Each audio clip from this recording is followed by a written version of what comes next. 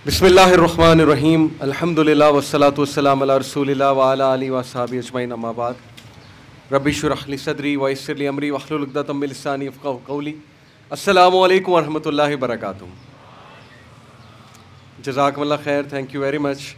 सबसे पहले बहुत बहुत शुक्रगुज़ार हूँ सर का कि उन्होंने बड़ी इज़्ज़त दी, बहुत ऑनर दिया, और बल्कि इनफैक्ट मैं बड़ा एक्साइटेड होता हूँ आप लोग से मुखातिब होते हुए। जैसे उन्होंने बताया 5वां आज सेशन है अल्हम्दुलिल्लाह, और हर बार न्यू सेशन होता है, न्यू बैच होता है मेरे सामने, तो बहुत खुशी होती है मुझे कि इतने ज़्यादा इन्फ्लुएंशियल लोगों से मैं बात कर रहा हूँ, मैसेज दे रहा हूँ, मैसेज पहुँचा रहा हूँ।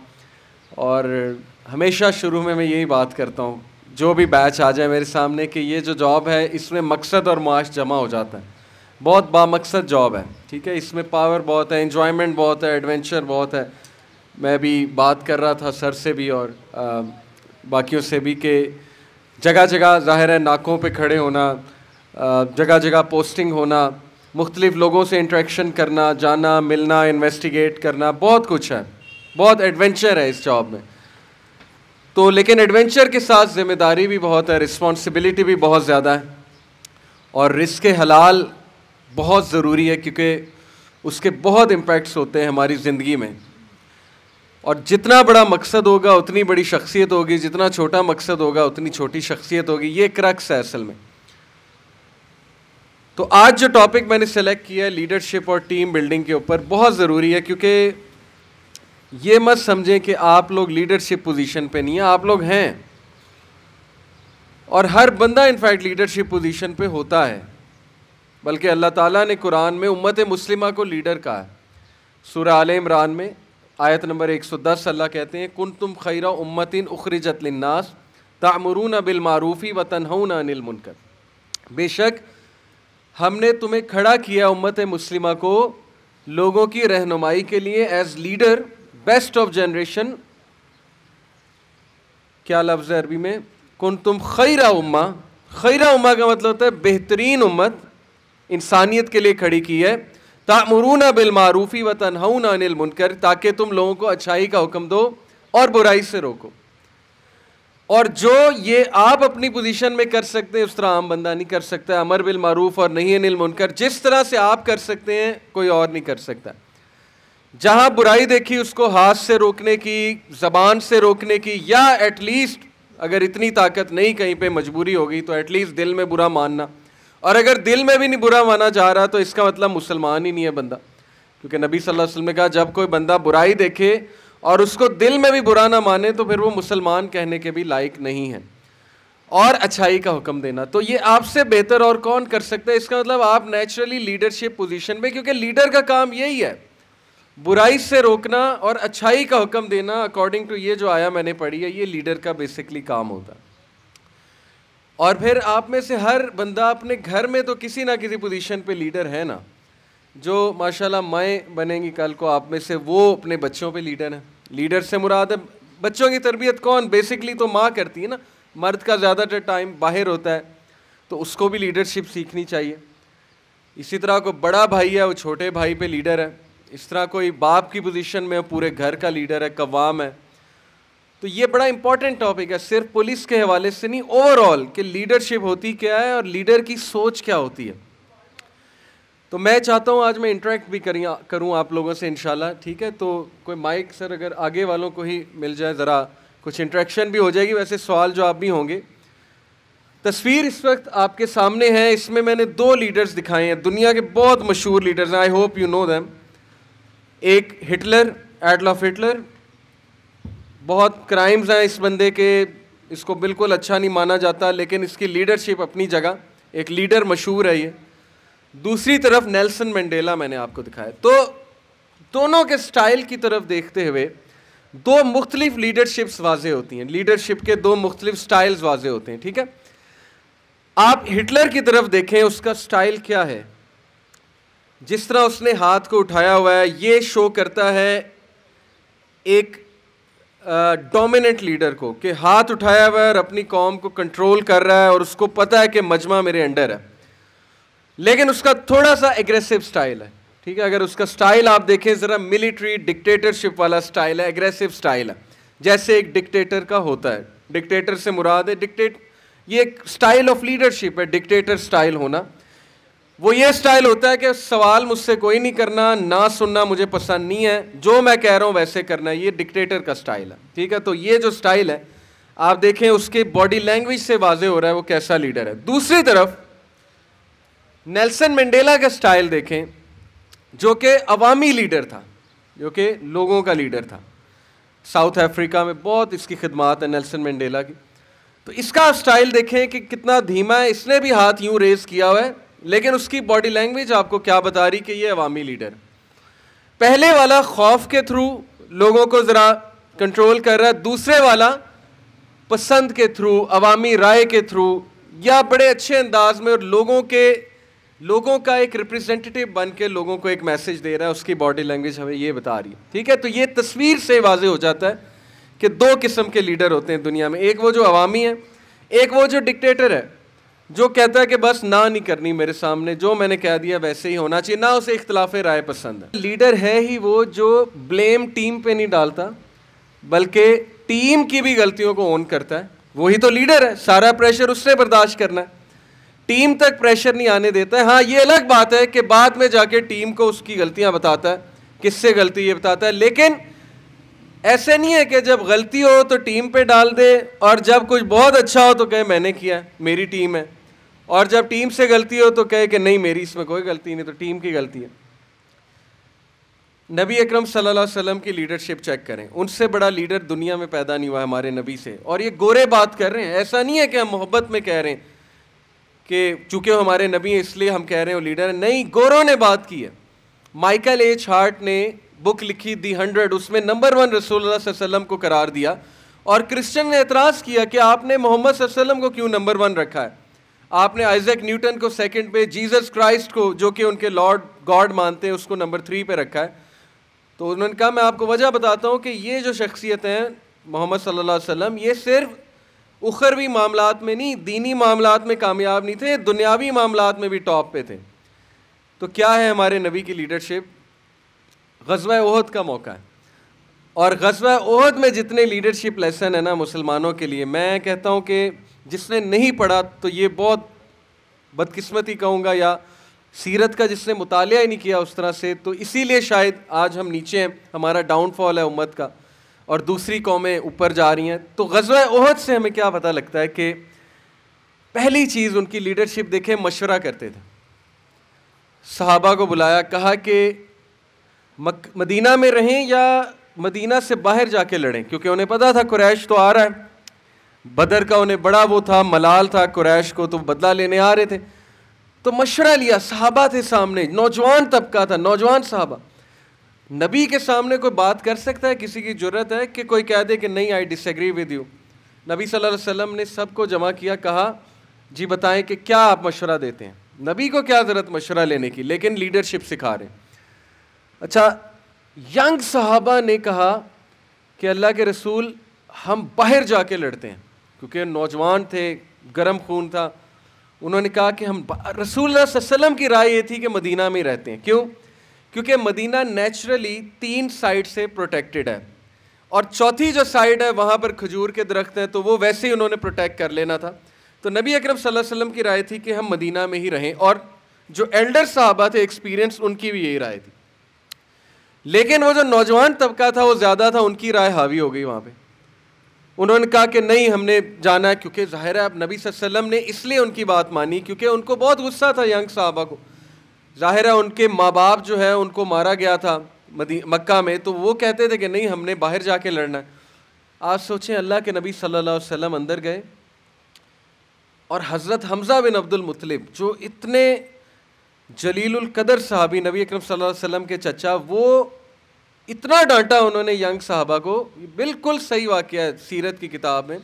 उन्होंने कहा कि हाउ डेयर यू, तुम्हें शर्म नहीं आती, नबी से डिसएग्री कर रहे हो, नबी को कह रहे हो, जबकि नबी ने अपनी राय बता दी कि हम अंदर लड़ते हैं, मदीना में रहकर मदीना को डिफेंड करते हैं। तो वो बड़े एम्बेरस हुए। जाहिर है कि वो एकदम उन्होंने कहा कि हाँ ये तो हमसे बड़ी ख़ता हो गई, लेकिन उन्होंने कहा हम नबी ने पूछा था तो हमने अपनी राय दे दी। तो फिर हज़रत हमज़ा बिन अब्दुल मुत्तलिब अंदर गए उनके खैमे में नबी अकरम सल्लल्लाहु अलैहि वसल्लम के, और कहा कि या रसूलल्लाह हमसे कोताही हो गई है, जैसे आप कहते हैं वैसे करेंगे। तो अल्लाह के नबी सल्लल्लाहु अलैहि वसल्लम अपना आर्मर पहन चुके थे, अपना जंगी लिबास, और उन्होंने हमज़ा बिन अब्दुल मुत्तलिब कहा कि हमज़ा, नबी को ये ज़ेब नहीं देता कि एक बार वो अपना आर्मर चढ़ा ले तो उतार दे, यानी लीडरशिप चेक करें कि एक बार मैंने फ़ैसला कर लिया तो बस कर लिया, अब रिवर्स नहीं होने वाला है, यू टर्न नहीं होने वाला है फ़ैसले में। तो हज़रत हमज़ा एकदम डर गए कि नबी सल्लल्लाहु अलैहि वसल्लम इस टोन में कह रहे हैं कि नबी ने एक बार आर्मर चढ़ा लिया तो फिर नबी उतारता नहीं आर्मर को। अच्छा, उसके बाद क्या हुआ? ग़ज़वा उहद में मुसलमान को शिकस्त तो नहीं कहना चाहिए, क्योंकि शिकस्त ये थी कि मदीना हाथ से चला जाता है, इस्लाम रुक जाता, तो ये शिकस्त नहीं है। कुछ लोग कहते हैं शिकस्त है, शिकस्त नहीं है, बस ये कहें कुछ लॉसेस हुए, कुरैश ने समझा जी कि हमने बड़ी मार लगा दी है, लेकिन नुकसान हुआ मुसलमानों को। सूरह आले इमरान की तकरीबन 100 वर्सेस जंग उहद के बाद नाज़िल हुई, जंग उहद के मौजू पे हैं। तो मुसलमानों को इतना नुकसान हुआ ग़ज़वा उहद पे, क्योंकि बात भी नहीं मानी थी। वो जो तीर अंदाज थे जिन्हें पहाड़ी पे खड़ा किया 50 के करीब थे, उनमें से 40 जो है वो माल गनीमत जमा करने निकल गए। बशरी एक वो ज़ाहिर कमज़ोरी थी, सहाबा थे वो भी रज़ी अल्लाह अन्हुम व रज़ू अन, अल्लाह उनसे राज़ी है, हम कोई नहीं होते उनकी गलतियाँ पकड़ने वाले, लेकिन बस एक बशरी तकाज़ा था, गलती हो गई। इतना नुकसान हुआ कि नबी अकरम सल्लल्लाहु अलैहि वसल्लम को 3 जगह चोट लगी। हमारे नबी को एक दंदान मुबारक शहीद हुए, एक हमारे नबी के गाल मुबारक के अंदर हेलमेट खुब गया, आप अंदाज़ा लगाएं कितनी बड़ी चोट है, एक हमारे नबी के हेड इंजरी हुई बड़ी ज़बरदस्त किस्म की। 3 ज़बरदस्त चोटें आए हमारे नबी को। अब ग़ज़वा उहद के बाद क्या कहा नबी सल्लल्लाहु अलैहि वसल्लम ने? नाउज़ बिल्लाह ये कहा कि सहाबा का कसूर है, मैं ना कहता था कि मदीना में जो है वो होना चाहिए। कोई एक बयान नहीं मिलता किसी सहाबी का, किसी सीनियर सहाबी का या नबी सल्लल्लाहु अलैहि वसल्लम का कि यंग सहाबा को ब्लेम कर दिया तुम्हारी वजह से मार खानी पड़े, कोई एक बयान नहीं मिलता। हज़रत हमज़ा शहीद हो गए, कोई और होता वो कहता ये इनकी बात मानी तो मरवा दिया मेरे चचा को, नाउज़ बिल्लाह ये बात हो सकती थी कि हज़रत हमज़ा शहीद हो गए। आपको एक बयान नहीं मिलता कि नबी सल्लल्लाहु अलैहि वसल्लम ने कभी ताना दिया हो या ब्लेम गेम की हो या उन पे इल्ज़ाम साजी की हो। लीडर जो होता है ना वो बड़ा क्लियर होता है अपने मिशन में, अपने पर्पस में। आज हमारे घरों में लड़ाई की बहुत सी वजह, बेसुकूनी की बहुत सी वजह ब्लेम गेम है। हम ब्लेम गेम करते हैं, इसका कसूर है, उसका कसूर है, माँ बाप का कसूर है, भाई का कसूर है, बहन का कसूर है, इसने मुझे बर्बाद कर दिया, इसने ये कर दिया। पुरानी बातें उठा के ले आते हैं जिसका ताल्लुक ही कोई नहीं नई डिस्कशन से, वो उठा के ला रहे हैं कि याद है 10 साल पहले तुमने ये किया था। तो ये मुसलमान का कल्चर नहीं है ब्लेम गेम करना। ब्लेम गेम शैतान की तरफ से होती है और उससे लड़ाइयाँ पड़ती हैं। क्या फ़ायदा ब्लेम गेम करने से? भाई एक मसला हो गया, एक डिसीजन ले लिया, चलो डिसीजन से कोई लॉसेस आ गए, लेकिन अल्लाह की मर्ज़ी, बात ख़त्म। मुसलमान तो अल्लाह की मर्ज़ी पे जो है वो इक्तफ़ा करता है कि बस ठीक है अल्लाह की कोई मर्ज़ी थी, इसमें लॉस हो गया, इसमें भी कोई अल्लाह की मर्ज़ी थी। इसलिए लीडर जो है ना वो ब्लेम गेम नहीं करता। ये बहुत ज़रूरी मेरा पॉइंट है। अगर आप लीडरशिप को समझना चाहते हैं, वो अपनी मिस्टेक्स को ओन करता है। नाउज़ बिल्लाह, यहाँ हम ये नहीं कह रहे कि नबी से कोई मिस्टेक हुई, ऐसा तो मुमकिन ही नहीं है, लेकिन नबी सल्लल्लाहु अलैहि वसल्लम ने अपने डिसीजन को ओन किया कि सहाबा ने जब एक बार कहा मैंने मान ली तो बस मान ली, अब आगे लॉस हो गया तो फिर ये मतलब नहीं है कि सहाबा की वजह से लॉस हुआ, कोई ब्लेम गेम नहीं है। दूसरी बात, नबी सल्लल्लाहु अलैहि वसल्लम ग़ज़वा तबूक के मौके पे पेट पे पत्थर बांध के खंदक को खोद रहे थे सहाबा के साथ, क्योंकि लीडर जो है ना वो एक्शन के थ्रू सिखाता है, सिर्फ बातें नहीं है, वो एक्शन करके दिखाता है। तो सहाबा थोड़े से डिस्करेज हो रहे हैं, भूख है, प्यास है, गर्मी है, अभी देख लें कितनी गर्मी है, तो कुछ भी नहीं। सोचें कि मदीना में, मक्का मदीना आप में से जो गया है, पहाड़ी इलाका है, चट्टानें, बहुत गर्मी होती है, तो वो सख्त गर्मी के मौसम में भूख और प्यास में खंदक खोद रहे हैं। तो सहाबा बड़े थोड़े से डीमोरलाइज हैं, सोच रहे हैं कि अहज़ाब आ रहा है पूरा पूरा। अहज़ाब कहते हैं कॉन्फेडरेट्स, यानी मिल के कुफ़ार आ रहे हैं, मुशरिकीन आ रहे हैं, फ़ौजें तैयार कर रहे हैं हमारे लिए। तो नबी सल्लल्लाहु अलैहि वसल्लम ने फ़ील कर लिया, लीडर ने फ़ील कर लिया कि मेरी टीम का मोराल थोड़ा सा डाउन है। तो नबी सल्लल्लाहु अलैहि वसल्लम ने क्या कहा कि एक पत्थर था, उस पर कुल्हाड़ी मारी, हथौड़ा मारा, तो रोशनी चमकी। ये नबी सल्लल्लाहु अलैहि वसल्लम के मौजज़ात में से रोशनी चमकी। तो जब रोशनी चमकी, अल्लाह के नबी ने कहा मुबारक हो, बशारत हो, शाम फतह होगा। और फिर एक और कुल्हाड़ी मारी, एक और ज़रब लगाई, तो पत्थर आधा हो गया और रोशनी निकली। कहा मुबारक हो, बशारत हो, फारस फतह होगा। अब सहाबा सोच रहे थे कि मदीना पता नहीं बचता है कि नहीं बचता है, यहाँ पे क्या बात हो रही, शाम फतह होगा, फारिस फतह होगा। क्या मैसेज दे रहे हैं अपनी टीम को कि तुम इतनी बात पे हिम्मत हार रहे हो, अभी तो तुमने शाम फतह करना है, फारिस। ये होता है विजन। विजन, लीडर जो विजन रखता है वो विजन वो देता है टीम को, चाहे टीम हंसे। बल्कि लीडरशिप नाम ही इसी का है। मैं लीडरशिप पे बहुत डेफिनेशंस पढ़ी, पब्लिक एडमिनिस्ट्रेशन सब्जेक्ट पढ़ा भी, पढ़ाया भी, कई डेफिनेशन हमने लीडरशिप की पढ़ी, सीखी, उसातिज़ा से, आगे ट्रेनिंग्स में बताई। एक डेफिनेशन जो है ना वो मैं आपको सुनाता हूँ, कमाल की डेफिनेशन।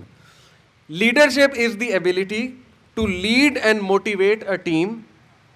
लीडरशिप वो एबिलिटी है, वो कुव्वत है जिससे आप एक टीम को लीड करते हैं और मोटिवेट करते हैं टू अ विजन, एक ऐसे रास्ते की तरफ, एक ऐसे विजन की तरफ which none but you can see, जो आपके अलावा कोई और नहीं देख रहा। ये लीडरशिप है। वो क्या लीडरशिप है कि पहले ही सारे कायल हैं और उनको बंदा बस कहे आओ मेरे पीछे चलो ये काम, वो तो पहले ही कायल है। ये क्या लीडरशिप है? तो लीडरशिप होती है कि एक बड़ा ख्वाब देखता है लीडर और उसके बाद कहता है कि मैं करके दिखाऊंगा, मेरे पीछे चलो। मोटिवेट करता है टीम को। खालिद बिन वलीद ने क्या कहा कि काबा पे खड़ा होके नबी सल्लल्लाहु अलैहि वसल्लम ने शुरू में कहा, बिल्कुल शुरू के दौर में नबूवत अभी आई थी, कि क्या मैं तुम्हें वो कलमा ना बताऊं कि तुम फारिस के बादशाह बन जाओ और शाम के बादशाह बन जाओ। तो खालिद बिन वलीद मुशरिक थे, कहते मैं कहका लगाने वालों में से था कि ये इन्हें क्या हो गया, मतलब हम मक्का में रहते हुए, छोटा सा गांव था मक्का, हम फारिस और शाम के बादशाह बनेंगे। ये बिल्कुल इसी तरह मैं यहाँ आपको कह दूँ कि क्या तुम बरतानिया को और अमेरिका को फतह करना चाहते हो चंद दिनों में, तो आप कहेंगे कि ये पता नहीं क्या क्या बातें कर रहे हैं। तो खालिद बिन वलीद ने जब कैसल ऑफ हिरा फतह किया फारिस में, हज़रत उमर बिन खत्ताब के दौर में हिरा फतह हुआ, महल के सामने खड़े हुए, वाइट पैलेस कहते थे, तो रोने लगे। तो सहाबा ने कहा कि ये तो खुशी का मौका, आप रो क्यों रहे हैं? तो खालिद वलीद ने कहा क्योंकि मैं कहका लगाने वालों में से था, मैं मजाक उड़ाने वालों में से था, लेकिन मुझे क्या पता था कि सबसे पहले मैं ही खुद अपनी आंखों से देखूंगा फारिस को फतह होते हुए। फारिस बहुत बड़ी सुपर पावर। सोच है आपकी, उस दौर में फारिस और शाम क्या थे। बाइजेंटाइन के अंडर, हरकुलिस के अंडर ये शाम था, और यज़्दगार्द के अंडर जो वहाँ का किसरा और कैसर कहते थे ना, कैसर शाम का बादशाह, किसरा जो है वो ईरान का बादशाह।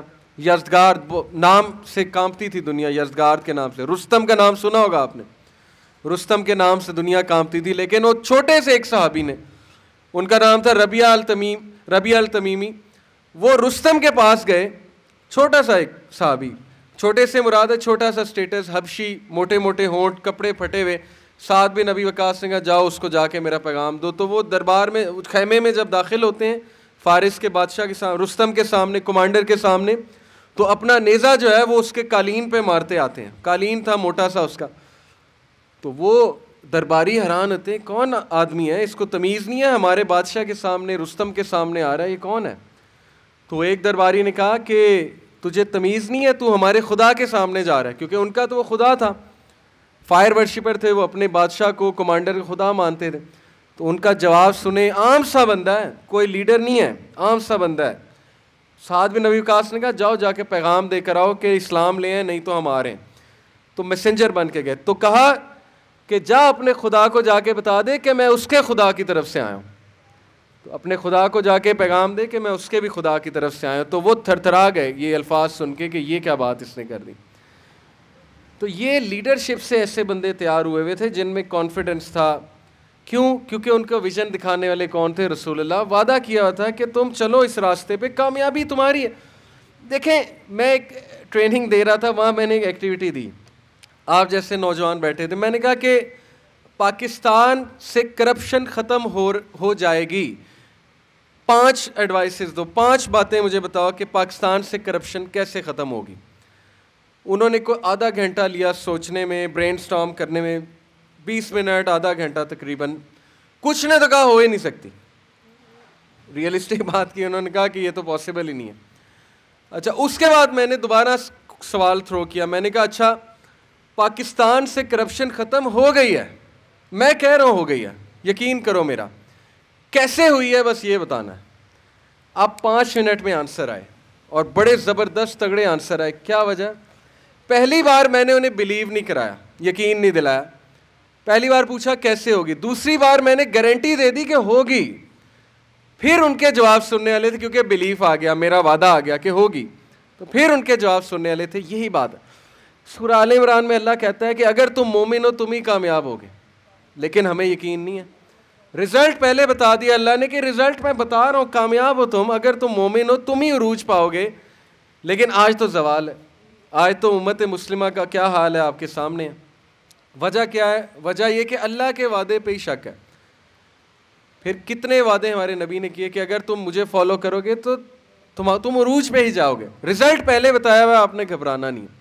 इसी तरह ज़िंदगी में जितने भी मसाइल हैं ना, उसका हल अल्लाह ने रखा हुआ है। रिज़ल्ट आपको पहले ही बताया हुआ है कि जी आपने कामयाब ही होना है, लेकिन थोड़ी सी मुश्किल आएगी, कुछ आपको बर्दाश्त करना पड़ेगा, ख्वाहिशात को कंट्रोल करना पड़ेगा वगैरह वगैरह, लेकिन एंड रिज़ल्ट ये कि आप कामयाब हैं।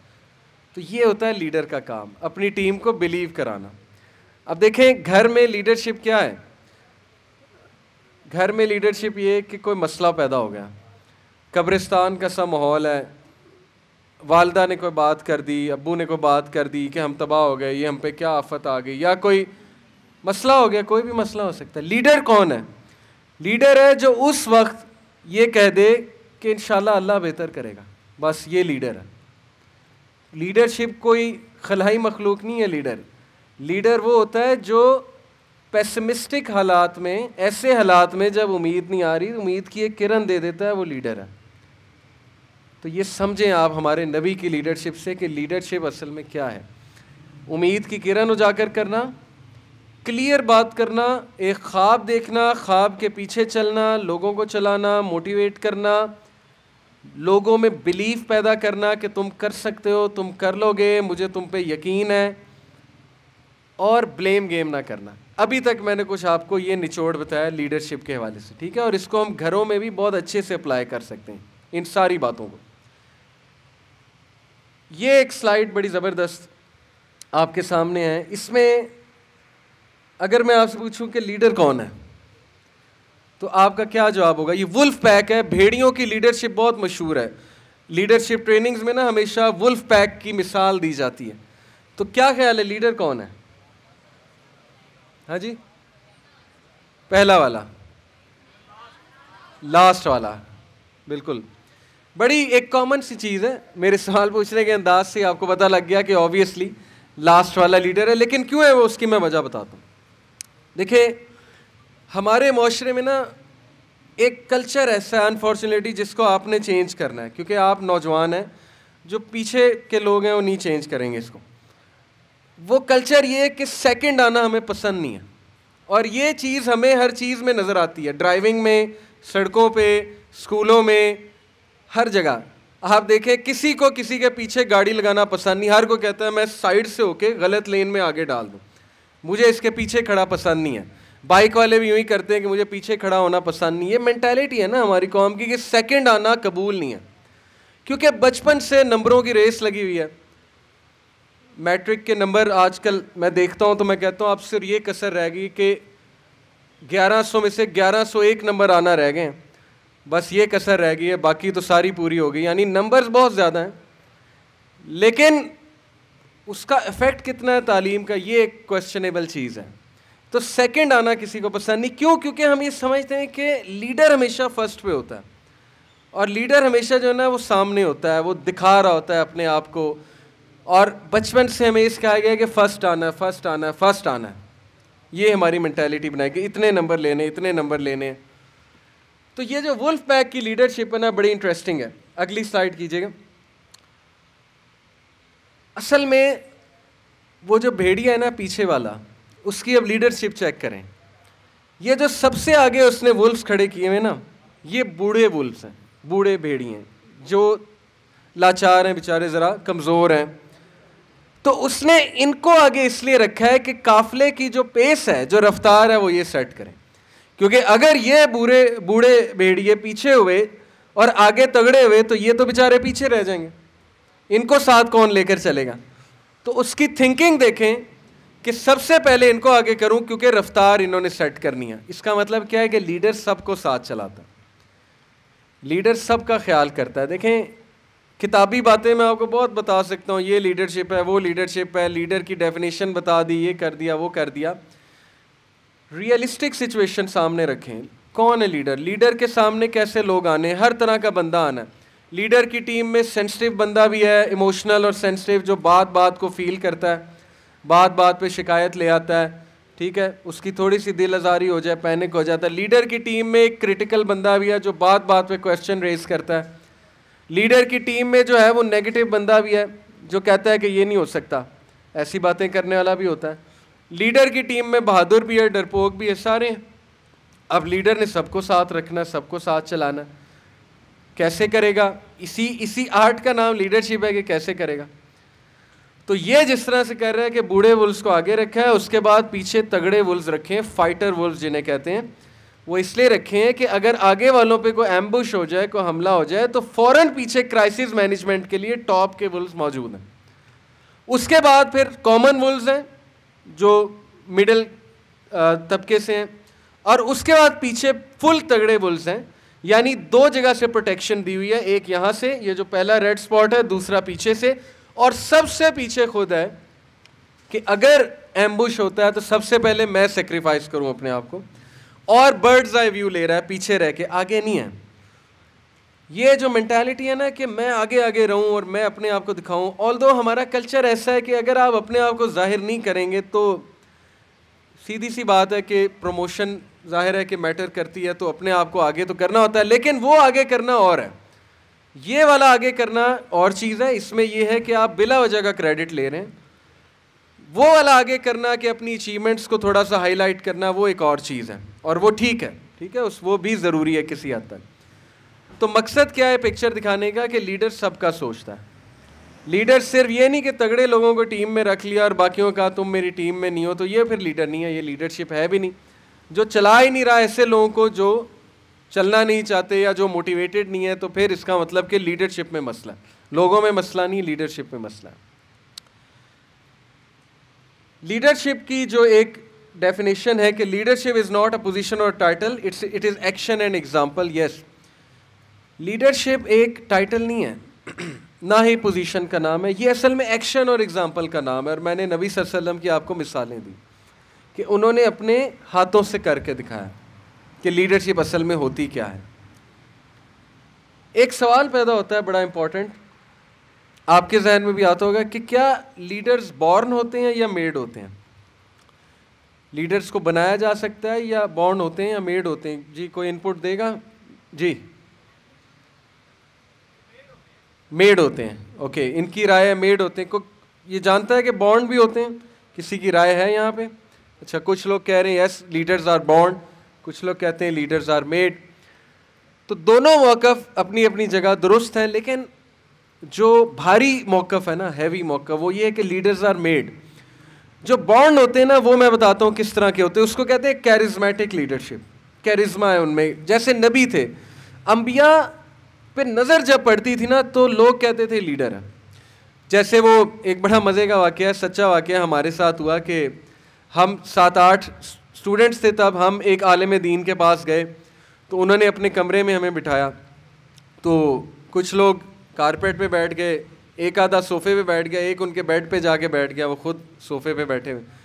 तो सवाल उसी ने किया जो बेड पे बैठा था। उसने कहा कि इमाम मेहदी के बारे में हम पढ़ते हैं, वो कौन है, कब आएंगे, उनकी निशानियाँ क्या होंगी, उनको हम कैसे पहचानेंगे? तो अब वो आलिम का एक जवाब था बड़ा था, उन्होंने कहा ऐसे ही जैसे आप बेड पे जाके बैठ गए, यानी आप पहचाने गए ना कि आप सबसे मुनफरिद होकर बेड पे बैठ गए, तो इसी तरह पहचाने जाते हैं कुछ लोग, ये लीडर है। इसको कहते हैं कैरिज्मेटिक लीडरशिप, उसमें कैरिज्मा है, उसके बोल चाल में कैरिज्मा, ये तो होते हैं बॉर्न। लेकिन ये ज़्यादा देर नहीं चलने वाले अगर इनमें ये अपने ऊपर वर्किंग ना करें, ठीक है। कैरिज्मा पे बंदा कितनी देर चल सकता है अगर उसमें डिसीजन मेकिंग नहीं है, सिर्फ कैरिज्मा ही है, पर्सनैलिटी अच्छी है, देखने में अच्छा है, घबरू नौजवान टाइप शख्सियत है, डोमिनेंट है, टोन बहुत अच्छी, कम्युनिकेशन बहुत अच्छी है, लेकिन डिसीजन मेकिंग अच्छी नहीं है, ज़र्फ इतना नहीं है, वगैरह वगैरह, तो इतनी देर नहीं चलने वाला। तो ये याद रखें कि लीडर्स जो है उनको बनाया जाता है। और ये कोट विंस लम्बार्डी का कोट है कि leaders aren't born, they are made. Leaders को बनाया जाता है।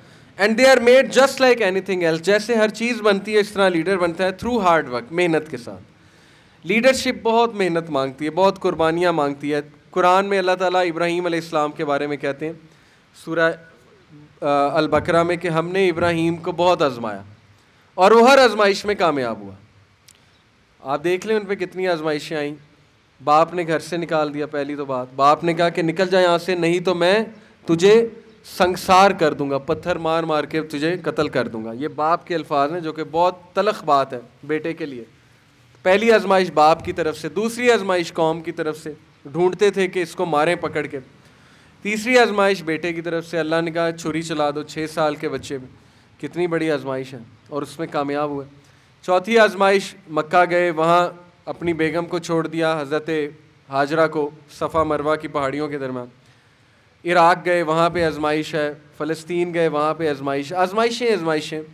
लेकिन एंड में क्या अल्लाह कह रहा है, लेकिन वो हर आजमाइश में पूरा हुआ और फिर हमने उसे लीडरशिप दी, फिर लीडरशिप दी, पहले लीडरशिप नहीं दी।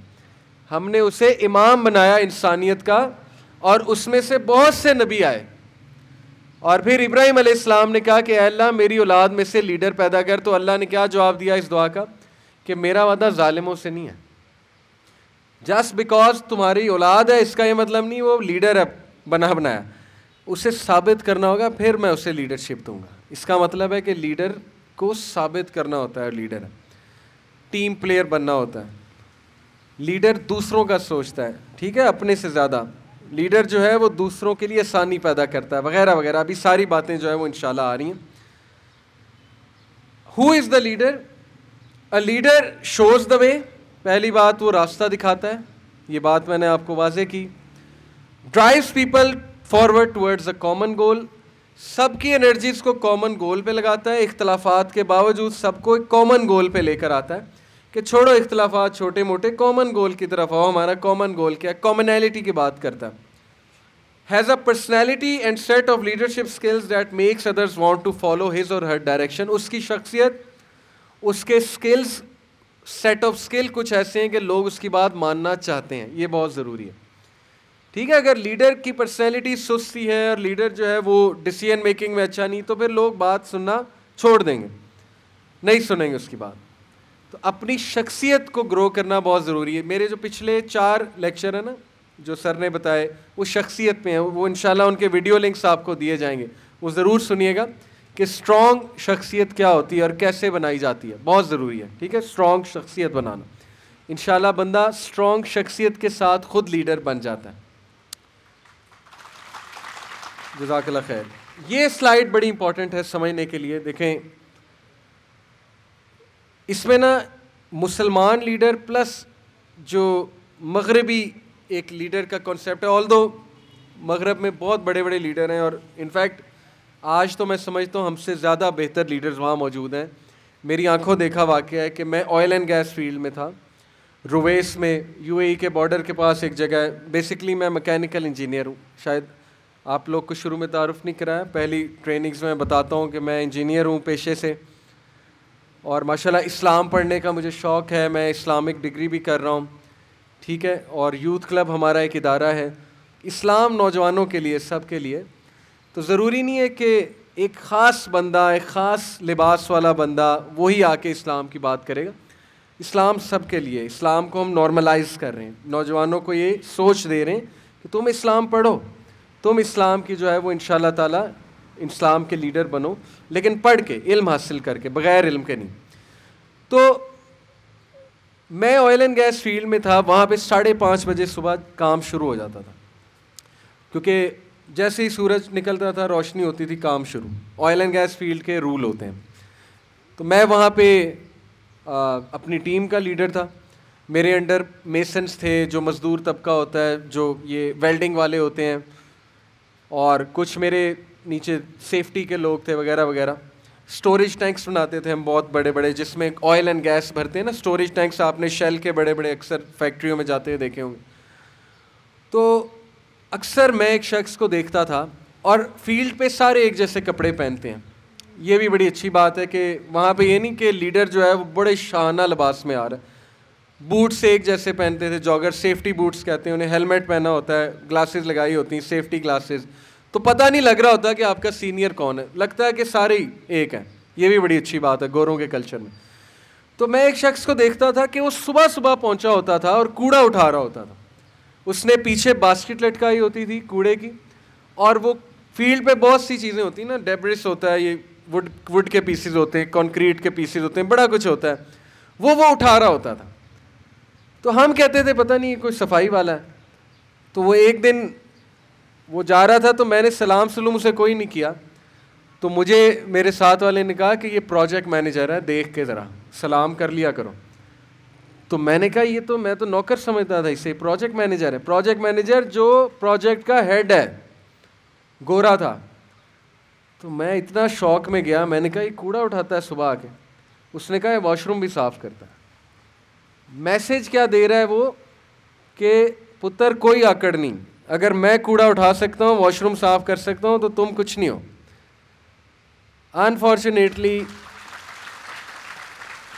मुसलमानों ने ये शो करना था, और ये हज़रत उमर बिन अल खत्ताब का ये है लीडरशिप। निकल जाते थे रातों को, देखते थे राया क्या कर रही है। लेकिन आज हमने क्या लीडरशिप का मतलब समझ लिया कि गर्दन में सरिया हो और कुछ नहीं करना। लीडर जो है ना, उसका मतलब है कि आपने कुछ नहीं करना, आपने रेस्ट करना। ये हमने लीडरशिप का मतलब समझ लिया। अफसोस है इस पर, और इसलिए हमारा डाउनफॉल है। तो सोचें कि वो गोरे ने मेरे सामने मिसाल क्या कायम की। अच्छा, ये जो स्लाइड है इसमें दो तरह के लीडर हैं। एक होते हैं ऑर्गेनिक लीडर, अवामी लीडर, ठीक है। एक होते हैं डेजिग्नेटेड लीडर, जिनको ज़बरदस्ती मुसल्लत किया गया होता है, यानी डिक्टेटर जो होते हैं। फ़र्क क्या है? ईदी साहब की तस्वीर मैं आपको दिखा रहा हूँ, और दूसरी तरफ हिटलर की दोबारा से तस्वीर दिखा रहा हूँ। ईदी फौत हो गए, लेकिन आज बच्चा बच्चा ईदी को जानता है, अच्छे अल्फाज में याद करता है। जब यह दूसरे वाला लीडर मर जाता है ना, तो लोग शुक्र करते हैं कि मर गया। जब तक जिंदा है तब तक कहते हैं कि चलो लीडर है, लेकिन जब मर जाता है तो कहते हैं अल्हम्दुलिल्लाह। ईदी साहब की लीडरशिप क्या है, ऑर्गेनिक लीडर किस तरह है? नंबर 1, प्रॉब्लम बेस्ड लाइफस्टाइल है।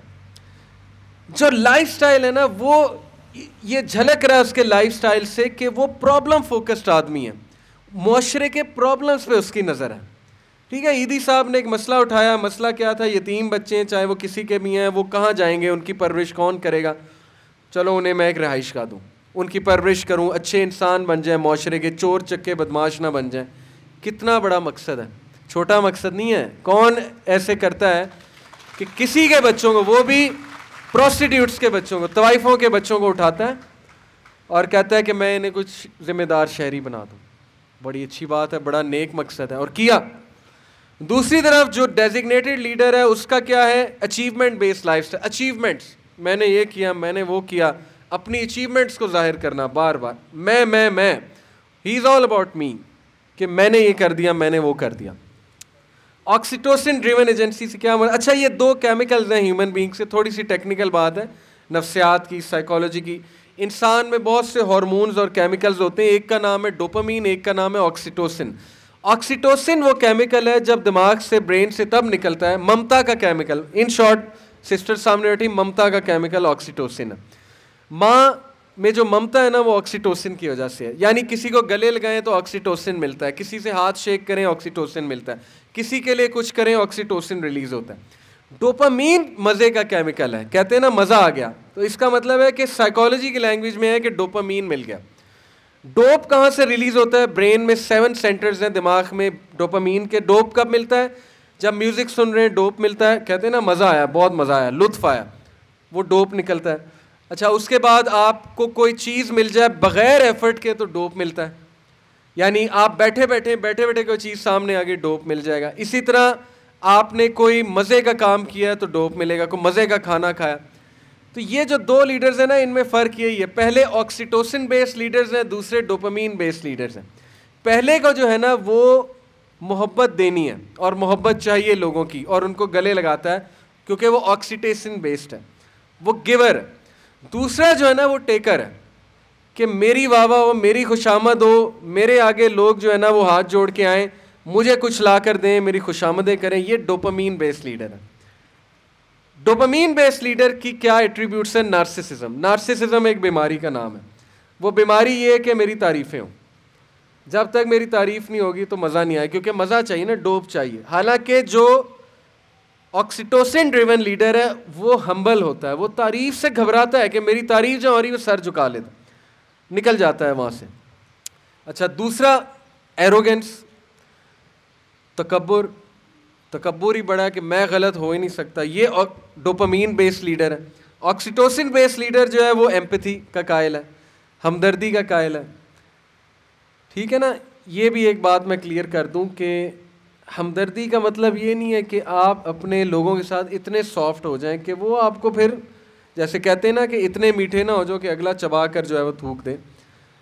असर्टिव होने में और बदतमीज़ होने में और एरोगेंट होने में फ़र्क है। एक टर्म होती है असर्टिव, इसको लिख लें ASSERTIV, इसको सर्च करें असर्टिव क्या होता है। नबी सल्लल्लाहु अलैहि वसल्लम असर्टिव थे, यानी उनकी एक निगाह काफ़ी होती थी, उनकी एक मुस्कुराहट काफ़ी होती थी, सहाबा जुर्रत नहीं करते थे अगली बात करने के लिए। वो बॉडी लैंग्वेज असर्टिव थी, तगड़ी बॉडी लैंग्वेज जिसे कहते हैं ना, लेकिन वो बदतमीज़ नाउज़ुबिल्लाह या किसी की इज्जत जो है उस पर क्वेश्चन रेज करना या किसी को बेइज्जत करना, ये नहीं था। असर्टिव और बदतमीज़ होने में फ़र्क होता है। हम समझते हैं कि जितने हम बदतमीज़ होंगे उतने हम सख्त और अच्छी बात है, ये बात नहीं है। असर्टिव हो जाएं, जब एक बात कह दी तो बस कह दी, आंखें दिखाना काफ़ी होता है या अपने हाथ के इशारे से कहना काफ़ी होता है। तो वो लोग जो है एम्पैथी के कायल हैं, हमदर्दी के कायल हैं। दूसरा जो है वो एरोगेंस का कायल है। तीसरा विजडम बेस्ड डायरेक्शन है। जो ऑक्सीटोसिन ड्रिवन लीडर हैं वो विजडम पे, शऊर पे फैसला करते हैं, और जो डोपामीन बेस्ड लीडर है वो जहानत पे फैसला करते हैं। ये बड़ा फ़र्क है, समझ लें। शऊर से फैसला करना और जहानत से फैसला करना ये दो मुख्तलिफ चीज़ें। शऊर क्या है कि राया से भी मशवरा तलब करना।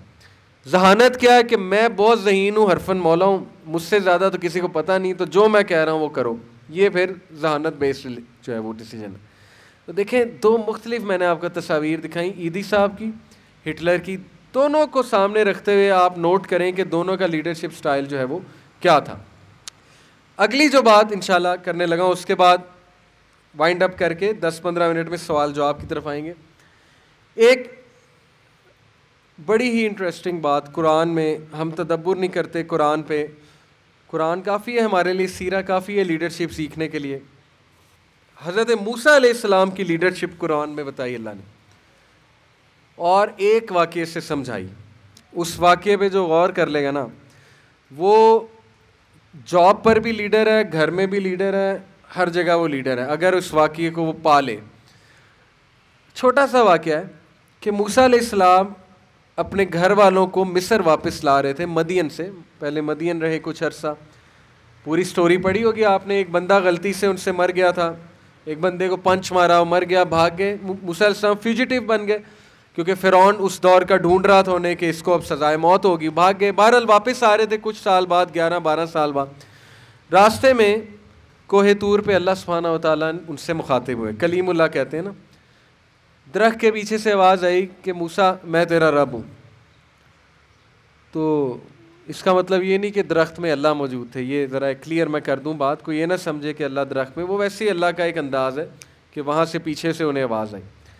तो मूसा अलैहिस्सलाम को क्या कहा अल्लाह ने कि मूसा तेरे हाथ में क्या है। अब गुफ्तगू शुरू हो रही है, लीडरशिप ट्रेनिंग हो रही है मूसा अलैहिस्सलाम की। मूसा अलैहिस्सलाम ने क्या जवाब दिया? पहले तो वो इतना एक्साइटेड हुए कि रब्बुल आलमीन मुझसे बात कर रहा है। तो छोटा सा सवाल है, जवाब सुने कि मूसा तेरे हाथ में क्या है? जवाब था असा है, बात ख़त्म। मैं आपसे पूछूँ आपके हाथ में क्या, आप कहेंगी कॉपी है, नोटबुक है, बात ख़त्म। लेकिन अगर आप एक्साइटेड हैं मुझसे बात करने में तो आप कहेंगे या कहेंगी सर मेरे हाथ में नोटबुक है, इस पर मैं नोट्स बनाता हूँ या बनाती हूँ, इस पर मैं ये भी करती हूँ वो भी करती हूँ। बात को बढ़ाएंगे, एक्साइटेड है ना बात करते हुए। मूसा अलैहिस्सलाम ने क्या जवाब दिया? कहा अल्लाह ये मेरा असा है, इससे मैं झाड़ियाँ पीछे करता हूँ, भेड़ बकरियों को जो है वो कंट्रोल करता हूँ, चराता हूँ, इस पर मैं रेस्ट करता हूँ जब मैं थक जाता हूँ, और इससे मैं और भी बड़े काम करता हूँ। बताए गए बताए गए बताए गए। क्यों? क्योंकि एक्साइटेड थे, अल्लाह से बात हो रही। फिर अल्लाह ने क्या कहा कि मूसा इसको फेंक, असा को फेंक। अब मूसा अलैहिस्सलाम ने असा को फेंका तो वो अजदहा बन गया, और मूसा अलैहिस्सलाम घबरा गए, उनके दिल में डर आ गया। इसका मतलब है कि लीडर का ये मतलब नहीं कि डरता नहीं है लीडर, डर नेचुरल है। करेज पता क्या होता है? करेज को हम अक्सर कहते हैं absence of fear. Courage absence of fear नहीं है। करेज का मतलब ये नहीं, बहादुर का मतलब ये नहीं होता है कि डर ही नहीं लग रहा। डर बहुत नेचुरल है, डर जाता है इंसान। मूसा अलैहिस्सलाम डर गए, अल्लाह ने खुद बताया कि उसने अपने दिल में डर महसूस किया। लेकिन करेज, बहादुरी का मतलब होता है अपने डरों का मुकाबला करना। ये नहीं कि डर ही नहीं है, डरों के मुकाबला करने को कहते हैं बहादुरी, करेज कहते हैं, ठीक है, तगड़ापन कहते हैं। अच्छा, मूसा अलैहिस्सलाम ने क्या किया, जब उनके सामने जो है वो आया, अजदा आया, तो वो डर गए। अब सोचें अल्लाह ने क्या कहा, अल्लाह ने कहा कि मूसा पकड़ ले और डरना। इसमें भी बड़ी बात है, अरबी में जो अल्फाज हैं ना उसमें पहले है कि पकड़ ले और फिर है कि डर नहीं। ये क्या लीडरशिप लेसन है। अगर मैं आपको स्विमिंग सिखा रहा हूँ और आप डरते हैं स्विमिंग से, तो मैं आपको क्या कहूँगा कि डुबकी लगाओ डरो नहीं, या डरो नहीं और डुबकी लगाओ। पहले ये कहूँगा ना कि भाई डरो नहीं, पहले तो काम डाउन करूँगा, फिर कहूँगा डुबकी लगाओ। यहाँ पे क्या कहा जा रहा है, मूसा पकड़ ले और डर नहीं। मुफस्सरीन कहते हैं कि अल्लाह ताला अपने पे तवक्कल सिखा रहा है कि अब जो हस्ती तेरे साथ है ना, अब डर का तो सवाल ही नहीं होता, अब तू पकड़ ले, मेरे पे अंधा एतबार करते, क्योंकि अल्लाह तेरे साथ है। ये है लीडरशिप की पीक, जिससे गोरे महरूम हैं। गोरों के पास अल्लाह नहीं है। आपके पास गोरे पुलिस अफसर बहुत बहादुर होंगे, बहुत डिलीजेंट होंगे, बहुत ऑनेस्ट होंगे, लेकिन जो मुसलमान पुलिस ऑफिसर है ना, वो उनसे 100 गुना आगे, क्योंकि उसके पास अल्लाह है। ये बात अगर आपको समझ आ गई ना आज मूसा अलैहिस्सलाम के लेसन से, कि अल्लाह ने कहा कि पकड़ ले मूसा और डर ना, क्योंकि मैं तेरे साथ हूँ, मैं तेरी मदद करूँगा। तो मूसा अलैहिस्सलाम ने विदाउट अ क्वेश्चन उसको पकड़ लिया, अजदहे को, और वो दोबारा असा बन गया। अब इसमें क्या लीडरशिप लेसन है, एक छोटा सा वाक़या, अब इसमें लीडरशिप लेसन हम अखज़ करते हैं। पहली बात, करेज, बहादुरी। Courage is not the absence of fear, courage is the ability to face your fear. बहादुर शख्स वो होता है जो अपने डरों का मुकाबला करता है, और उसके कुछ डर होते हैं, वो कहता है आने दो। और ये बड़ा फ़लसफ़ा है। अक्सर ऐसे होता है, हम एक चीज़ से डर रहे होते हैं, लेकिन 10 साल बाद हम उस चीज़ से नहीं डर रहे, हम कहते हैं आने दो, कोई बात नहीं। जब ज़ाहिर है मुकाबला कर लिया, लड़ लिया, थोड़ी इंजरीज हो गई, तो बंदा पक्का हो जाता है कि अब क्या मुझे ये कहेगा, अब तो मैंने मुकाबला किया वैसे। तो इसलिए लीडर जो होता है ना, वो अपने डरों को फेस करता है, अपने डरों को सामने लाता है, बहादुर बनता है। मौत से क्या डरना, ठीक है ना, मौत आनी है, उसको फेस करो। किसी चीज़ से क्या डरना, मार के जाते हुए क्या डरना। अल्लाह ने लिखा है जिंदा बच जाएगा। खालिद बिन वलीद शहीद नहीं हुए, जितने ज़ख्म खालिद बिन वलीद ने खाए हैं किसी ने तारीख़ में नहीं खाए। कोई एक जिस्म का अज़ा नहीं था जहाँ ज़ख्म नहीं था। तो मौत के वक्त कहते हैं कि तमाम डरपोक लोगों को मेरा पैगाम दे दो, दुनिया के तमाम डरपोक लोगों को मेरा पैगाम दे दो कि अगर मैदान जंग में मौत होती तो सबसे पहले खालिद को आती, लेकिन आज तुम्हारे सामने मैं बिस्तर पे मर रहा हूँ। खालिद बिन वलीद का कोट है। क्या उन्होंने हमें सबक दिया दुनिया के तमाम लोगों को कि जिसकी मौत लिखी है वो बेड पे भी आ जाएगी, वो मैदान जंग में भी आ जाएगी, वो कहीं भी आ जाएगी, लेकिन जिसको अल्लाह ने बचाना है। तो मैं मिसाल मौजूद, साहबा कहते हैं कि सबसे आगे खालिद होते थे, और हम डर रहे होते थे कि ये किस बहादुरी से मतलब 100 बंदों में कूद जाते थे तलवार लेके। अकल नहीं इस बात को मानती कि 100 बंदों में एक बंदा कूद गया, हर जंग में आ गए, महफूज होके आ गए। लेकिन इसका ये मतलब नहीं कि बेवकूफ़ी शो की जाए, मुसलमान अकल से भी लड़ता है, ठीक है। वो खालिद बिन वलीद का तवक्कल और तकवा तो फिर क्या ही कहने। लेकिन ये बात बहुत ज़रूरी है कि अपने डरों का मुकाबला करना सीखें। Face your fears. ज़िंदगी में बहुत से मसले आएंगे, घबराना नहीं है उनसे। थोड़ी देर के लिए बंदा घबरा जाता है, उनको मुकाबला कर। हो सकता है जॉब पे कोई बंदा आपके साथ ऐसा अटैच हो जाए जिसके साथ आप अनकंफर्टेबल हैं, जो आपको बातें लगाने वाला है, जो दिन रात जो है ना आपको तंग करने वाला है थोड़ा सा, मतलब होते हैं ऐसे लोग। तो अगर तो आप निकलेंगे वहाँ से कि नहीं नहीं नहीं मैं निकलना चाहता हूँ यहाँ से, तो वो फिर मुकाबला नहीं। मुकाबला ये है कि आपने वहीं रहते हुए डट के मुकाबला करना है, सीखना है कि डिफ़िकल्ट लोगों से कैसे डील करते हैं। ये भी ट्रेनिंग का हिस्सा है कि एक ऐसा बंदा सामने आ गया जो थोड़ा डिफ़िकल्ट है, जो मुझे चैलेंज कर रहा है, मुश्किल दे रहा है, टांगे खींचने वाला है वगैरह वगैरह, तो वहाँ अपने लीडरशिप शो करनी है कि अब सीखो। ये अल्लाह सिखा रहा है कि क्या हर बार निकल जाओगे, कल को ससुराल ऐसा मिल गया तो निकल जाओगे, कल को रिश्तेदार ऐसे मिल गए तो निकल जाओगे। मुकाबला करना सीखें, ठीक है, डील करना सीखें अपने डरों से। ये पहली चीज़ इस वाक़े से अखज़ होती है। दूसरी चीज़ पॉइज़, जिसे हम कहते हैं कंपोजर। पॉइस का मतलब है कंपोजर। मूसा अलैहिस्सलाम को अल्लाह ने सिखाया कि कंपोज रहो, घबराना नहीं है। देखें, लीडर अगर घबरा जाएगा ना तो नीचे की जो टीम है वो तो गई। जब वो लीडर के चेहरे देखेंगे ना, मैं क्रिकेट बहुत खेली हुई, आप लोगों में से किसी ने खेली होगी, क्लब लेवल तक खेली है माशाल्लाह, क्रिकेट मेरी बहुत अच्छी थी। मैं कैप्टन रह चुका हूँ, यूनिवर्सिटी लेवल पे रह चुका हूँ, अपनी बहुत सी टीम्स का कैप्टन बना हूँ। जब वाजे थी ना, हार वाजे होती थी, तो मैं तब भी ताली मार रहा होता था, बकअप कर रहा होता था, चाहे 100 गेंदों पे 2 रन चाहिए ना अगली टीम को और 10 विकेटें उनके हाथ में, मैं तब भी कहता था कि हम जीतेंगे। लीडर का यही काम होता है। अब वो अगलों को पता है कि ये अगला कहेगा ये बेवकूफ़ी में बात कर रहा है, क्या बातें कर रहा है, लेकिन नहीं, अगर लीडर ने ये कह दिया ना हम हार रहे हैं, लीडर ने ताली बजाना छोड़ दी, अपने बॉलर्स को बकअप करना छोड़ दिया, तो फिर गई टीम। इसलिए लीडर कंपोज रहता है। आपके घर में लीडर पता है कौन है? जो शिकायती अल्फाज नहीं कहता, जो कहता है अल्लाह बेहतर करेगा, वो लीडर है। सिंपल, ये लीडरशिप की डेफिनेशन है। जो घबराता है तो अल्लाह के सामने घबराता है। आपको क्या लगता है नबी सल्लल्लाहु अलैहि वसल्लम रोते नहीं थे? अल्लाह के नबी जो है वो कोई अपनी वो शो नहीं करते थे, अपने ग्रीफ को, अपने गम को बिल्कुल करते थे, लेकिन लोगों के सामने नहीं। वो रात को अल्लाह के सामने रोते थे कि अल्लाह मैं ज़ईफ़ हूँ। आप वो वाक़या याद रखें, ताइफ से वापसी पे पत्थर खाए नबी अकरम सल्लल्लाहु अलैहि वसल्लम ने, और हज़रत आयशा जंग उहद के बाद पूछा नबी अकरम सल्लल्लाहु अलैहि वसल्लम से कि अल्लाह के रसूल आप पे सबसे मुश्किल वक्त कौन सा था? सबसे मुश्किल वक्त। काफ़ी बात जाके पूछा हज़रत आयशा सिद्दीक़ा ने। तो हज़रत आयशा सोच रही थी कि जंग उहद जवाब देंगे, क्योंकि इंजरी हुई, मुसलमानों को लॉस हुआ, हज़रत हमज़ा शहीद हुए। अल्लाह के नबी ने कहा कि आयशा सबसे मुश्किल वक्त ताइफ का था मेरे, क्योंकि मेरी अपनी कौम ने मुझे पत्थर मारे थे। इससे बड़ा साइकोलॉजिकल टॉर्चर नहीं होता है कि अपने बच्चे पत्थर मार रहे थे और मतलब गालियाँ बक रहे थे।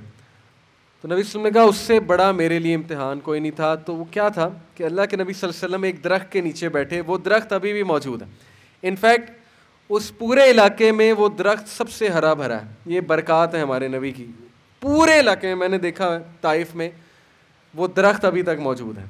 नबी सल्लल्लाहु अलैहि वसल्लम वहाँ तशरीफ़ फरमा हुए, रोए, और रोते रोते उनकी दुआ सुनने वाली है। वो पूरी दुआ मैं कोट नहीं कर सकता, बहुत लंबी, लेकिन उसके चंद एक अल्फाज सुनाता हूँ। उर्दू में उसके अल्फाज ये कि अल्लाह मैं अपनी कमज़ोरी किससे बयान करूँ, तेरे सिवा किससे करूँ? मैं इन लोगों के आगे जो है वो बेबस कर दिया इन लोगों ने मुझे। अल्फाज हैं उस दुआ के, और मेरे दुश्मन मुझ पे हावी हो रहे हैं, तो अल्लाह मैं किससे शिकायत करूँ? और फिर सारी बातें करके नबी सल्लल्लाहु अलैहि वसल्लम बहुत रोए, सारा कुछ बयान किया अल्लाह के आगे कि मैं बेबस हो रहा हूँ, मुझे लोग तंग कर रहे हैं। एंड में कहा कि अल्लाह जब तक तू राज़ी है तो सब ठीक है, as long as you are pleased with me then nothing else matters. ये उनके दुआ का आखिर ये था कि अल्लाह जब तक तू राज़ी है तो सब ठीक है। इमेजिन करें, कैथारसिस किया, अल्लाह को सब सुना दिया, स्ट्रेंथ पकड़ी, और उसके बाद कहा कि अल्लाह जब तक तू मेरे पास है, जब तक तू राज़ी है, सब ठीक है। ये होता है लीडर। ओके, लीडर ये नहीं है कि लोगों के सामने जाके वावेला कर रहा है, लोगों के सामने शिकायत कर रहा है। लोग कहेंगे कमज़ोर आदमी, अल्लाह के सामने रोना है, ठीक है, अल्लाह के सामने शिकायत करनी, अल्लाह को बताना है कि मेरे साथ ऐसे हो रहा है, और ये नहीं सोचना अल्लाह मेरी सुनेगा नहीं। अल्लाह, इबलीस की पिछले लेक्चर मैंने शैतान पे दिया, पिछले बैच को, तो मैंने उसमें ये पॉइंट बताया था कि शैतान ने अल्लाह से दुआ की कि अल्लाह मुझे क़यामत तक छूट दे दे, तो अल्लाह ने उसकी भी दुआ कबूल की। तो इबलीस की दुआ जब कबूल हो रही, तो फिर आप क्या समझते हैं कि आपकी गुनाहगार हैं हम सारे, हमारी दुआ कबूल नहीं होगी? बिल्कुल होगी। अल्लाह के पास जाएं, अल्लाह को बताएं, लेकिन कंपोज रहना ये लीडरशिप है। हिम्मत नहीं हारनी, ठीक है, खड़े रहना है, कंपोजर शो करना है, मैनेजमेंट करनी है, पैनिक नहीं होना है।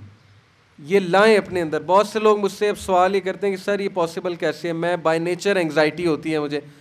ये बिल्कुल ऐसे होता है कि एक बंदा कमज़ोर है और साल बाद वो जिम करके तगड़ा हो जाता है, तो मैं उससे ये सवाल पूछूंगा कि तगड़े कैसे हुए, तुम तो कमज़ोर थे, तो वो क्या जवाब देगा कि सर एक्सरसाइज करके, डंबल उठा के। तो यहाँ भी माइंड की एक्सरसाइज है ना, करेंगे तो माइंड बिल्ड होगा ना, करेंगे ही नहीं तो फिर माइंड कैसे बिल्ड होगा? तीसरी चीज़ ऑप्टिमिज्म। ऑप्टिमिज्म क्या होता है? लीडर ऑप्टिमिस्ट कैसे होता है? मूसा अलैहिस्सलाम को अल्लाह ने कहाँ भेजा? फ़िरौन की तरफ। फ़िरौन सबसे बड़ा अज़दहा था। अज़दे के थ्रू क्या ट्रेनिंग कराएगी? मूसा तू अभी अज़दे से डर रहा है, अभी तो इससे बड़े अज़दे के पास जाना है, फ़िरौन के पास जाना है। तो कहा कि देख मूसा, फ़िरौन से ज़रा नरम तरीके से बात करी, क्या पता वो मान ले। अल्लाह को कंफर्म था कि नहीं मानेगा, अल्लाह ताला को गैब का इल्म है, अल्लाह को कंफर्म था फ़िरौन नहीं मानेगा, लेकिन मूसा अलैहिस्सलाम को मायूस नहीं किया, कहा नरम तरीके से बात करी, क्या पता वो मान ले। लीडर ऑप्टिमिस्ट होता है। अल्लाह सुब्हानहू व तआला ने मूसा अलैहिस्सलाम को ऑप्टिमिज़म दिया, होप दी, करेज दिया कि मूसा तूने हिम्मत नहीं हारनी, तूने अपना काम करना है। यही बात है लीडरशिप। नबी सल्लल्लाहु अलैहि वसल्लम ने हिम्मत नहीं हारी, सहाबा की हिम्मत नहीं हारने दी, कहा शाम फतह होगा, फारिस फतह होगा, किस बात पे रोते हो। ये है लीडरशिप की स्टेटमेंट। इब्न तैमिया का एक कोट है, उन्होंने कहा what can my enemies do to me, मेरे दुश्मन मेरा क्या बिगाड़ सकते हैं। इफ़ दे कन्फाइन मी, अगर वो मुझे जेल में डालते हैं तो ये मेरे लिए सॉलिट्यूड है, मुझे अल्लाह अल्लाह करने का मौका मिल जाएगा। If they kick me out of the country, अगर वो मुझे एक्सपेल करते हैं कंट्री से तो ये मेरे लिए सियाहत है, अल्लाह ताला की दुनिया फिरूंगा। एंड इफ़ दे किल मी, तो मैं शहीद हूँ, मैं जन्नत में जाऊँगा। तो what can my enemies do to me, मेरे दुश्मन मेरा क्या कर सकते हैं। जिधर मैं जाता हूँ मैं अपनी जन्नत साथ ले जाता हूँ। ये लीडर की स्टेटमेंट। ऐसी कौम को कोई नहीं हरा सकता जो अपनी जन्नत साथ लिए फिरते हैं, जो अल्लाह को साथ लिए फिरते हैं, उसको कौन शिकस्त दे सकता है, कोई भी नहीं। तो ऑप्टिमिज़म बहुत इंपॉर्टेंट है। और आखिरी बात, विजन, क्लियर विजन।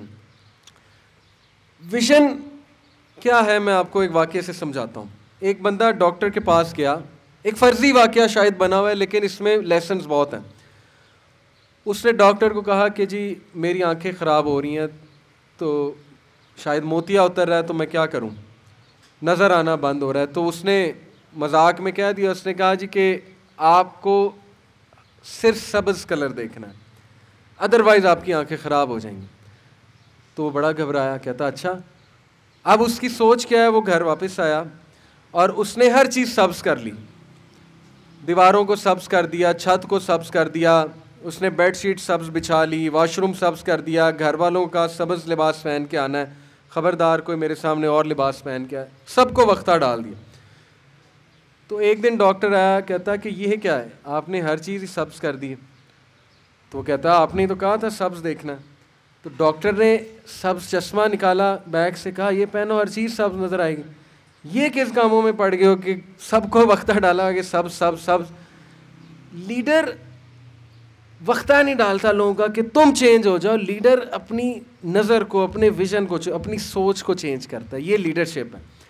ये इम्पॉसिबल काम है कि मैं लोगों से एक्सपेक्ट करूं कि वो बहुत ज़बरदस्त तरीके से तब्दील हो जाएंगे। यही मसला है, हमने खुद चेंज होना नहीं, हम चाहते हैं हमारे इर्द गिर्द सारे चेंज हो जाएं। मुझे वैसा घराना मिल जाए, मुझे वैसे लोग मिल जाए मेरे इर्द गिर्द, मुझे वैसी टीम मिल जाए कि जो हर मेरी बात माने, वाह करे। और क्या बात है जी, ये लीडरशिप है? नहीं, लीडरशिप है ये कि टीम मुश्किल मिलेगी, लोग मुश्किल मिलेंगे, आपकी तबीयत के मुताबिक नहीं मिलेंगे, आपके मिजाज के मुताबिक नहीं मिलेंगे, लेकिन आपने जो वो चश्मा पहना हुआ है ना, उससे आप अच्छा देख रहे हैं, पॉजिटिव है, विजन है, क्लियर विजन है आपका कि मैं जो करने आया हूँ मैं करूँगा। बाकी लोग माने या ना माने, लेकिन मैं इंशाल्लाह कोशिश करूँगा सबसे मैंने बात मनवानी है। इसी को लीडरशिप कहते हैं, ठीक है। तो मूसा अलैहिस्सलाम का इतना क्लियर विजन था, इतना क्लियर विजन था कि उनकी दुआ सुने आप। उनकी दुआ क्या है? रब्बी इश्रह ली सदरी, ऐ अल्लाह मेरा सीना खोल दे। क्या मांग रहे हैं? ये नहीं कहा अल्लाह मुझे हथियार दे दे, मुझे 1000 फ़ौज दे दे, मुझे पैसा दे दे, वो भी इम्पॉर्टेंट है, लेकिन सोचे विजन इतना क्लियर था, इतनी क्लैरिटी थी अपने मकसद पे कि एक एक चीज़ पता था मैंने क्या मांगनी। पहले क्या? अल्लाह रब्बी इश्रह ली सदरी वयस्सिर ली अमरी, मेरा सीना खोल दे ताकि मुझे चीज़ें दिखाई देने लगें, वयस्सिर ली अमरी, और मेरे टास्क को, मेरे काम को आसान बना दे, वहलुल उक़दतम मिन लिसानी यफ़क़हू क़ौली, और मेरी ज़बान की गिरा खोल दे, क्योंकि हदीस में आता है ना कि मूसा अलैहिस्सलाम ज़रा स्टटर करते थे, थोड़ा तुतलाते थे। मेरी ज़बान की गिरा खोल दे, यफ़क़हू क़ौली, ताकि मैं तेरे दीन की बात करूं, ताकि मैं फर बात करूं, अच्छी बात करूं। वजअल्ली वज़ीरम मिन अहली हारून अख़ी, और मुझे वज़ीर दे दे, मुझे मददगार दे दे। कौन दे दे? हारून अख़ी, मेरा भाई हारून दे दे।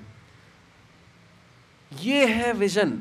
एक एक कमज़ोरी पता है अपनी, उसकी दुआ की, उसको सेटल कराया, अल्लाह से मनवाया, कहा मुझे टीम चाहिए लेकिन मुखलिस आदमी चाहिए, वो मुखलिस आदमी का नाम भी बता दिया ये चाहिए, और अल्लाह ने वो दुआ कबूल की। लीडर का विजन बहुत क्लियर। लीडर ये नहीं कहता कि कोई भी दे दो अल्लाह, वो कह सकते थे ना अल्लाह कोई भी दे दो, ये क्लैरिटी नहीं है। वो कह सकते थे कि अल्लाह मुझे ये दे दें, लेकिन वो भी क्लैरिटी नहीं, ये से क्या मुराद है। भाई जो कमी है वो मांगें, अपना जायज़ा लें। लीडर को अपना पता होता है, अगर किसी ने अपने अंदर नहीं झांका वो लीडर नहीं है। अगर किसी को अपनी स्ट्रेंथ्स और वीकनेसेस नहीं पता है वो भी लीडर नहीं। मुझे मेरी वीकनेस पता है, आपको भी पता होनी चाहिए। किसी को गुस्सा आता है बहुत ज़्यादा, ये एक वीकनेस है, ठीक है ना। किसी का ज़र्फ बहुत छोटा है, ये एक वीकनेस है, होता है। किसी को एंग्जाइटी होती है, नर्वस बहुत होता है, ये एक वीकनेस है, लेकिन ख़त्म किया जा सकता है। बिल्कुल उसी तरह जैसे साल पहले एक बंदा कमज़ोर था, साल बाद वो जो है रेसलर बन चुका है जिम कर करके। इस तरह कमज़ोरियाँ ख़त्म हो जाती हैं, घबराने की कोई बात नहीं, लेकिन क्लैरिटी ऑफ विजन जो है ये बहुत ज़रूरी है। इससे अगली बात कीजिएगा, 3 सहाबा की केस स्टडी बताता हूँ जिससे नबी अकरम सल्लल्लाहु अलैहि वसल्लम की लीडरशिप वाज़ेह हो जाती है। नंबर 1 हज़रत ज़ाहिर, हज़रत अब्दुल्ला बिन मसूद और हज़रत अब्दुल्ला बिन मखतूम। हज़रत ज़ाहिर एक ऐसे सहाबी थे जो शक्ल सूरत के इतने अच्छे नहीं थे, बल्कि हदीस में आता है कि काफ़ी पुट ऑफ होते थे लोग उन्हें देख के। ज़ाहिर है अल्लाह ने बनाया, लेकिन एक बिल्कुल भी शक्ल सूरत के अच्छे नहीं थे, तो उन्हें इतनी कोई अच्छी निगाह से नहीं देखा जाता था, हकारत से देखा जाता था। छोटा सा कद था तो लोग को इतनी लिफ्ट नहीं कराते थे उन्हें। एक बार अल्लाह के नबी सल्लल्लाहु अलैहि वसल्लम मार्केट में तशरीफ़ लाए तो हज़रत ज़ाहिर कुछ सौदा बेच रहे थे, तो पीछे से आके उनको गले लगा लिया, पीछे से। अब हज़रत ज़ाहिर को नहीं पता लगा कौन है, उनकी आंखों पे हाथ रख दिया। तो हज़रत ज़ाहिर से पूछा कौन है, तो फिर वो समझ गए, उन्होंने कहा कि रसूल अल्लाह सल्लल्लाहु अलैहि वसल्लम। बड़ा खुश हुए। अच्छा, ये क्या शो करता है कि लीडर अपनी टीम के साथ मिक्स होता है, मजाक भी करता है, मिक्स भी होता है, प्यार भी करता है, ठीक है, ये लीडर है। तो उसके बाद मजाक किया, कहते कि कौन है जो ज़ाहिर को ख़रीदेगा।